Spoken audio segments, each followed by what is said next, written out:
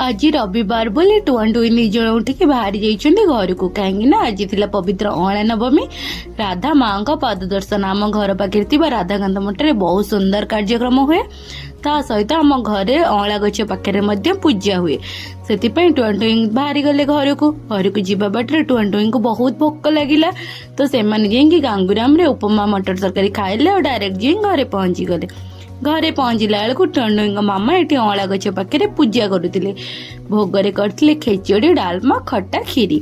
भोग कर सारा पर घर को जीवा बाटे पाचेरी उपर सब मंकी मैंने लाइन ही बसते भोग खाइबा से भोग दे सारी आम समस्ते खाइलु। खाई रेस्ट नेलु। संध्या बेले टुई रेडी हो जाइए मंदिर जीवाई। ये समस्त चाह कर गुरुजन मान चाह दे दे टुई गला मंदिर। मंदिर रे टुई कौन कौन करला आपण मैंने नेक्स्ट पार्ट रे देखिए। जय जगन्नाथ।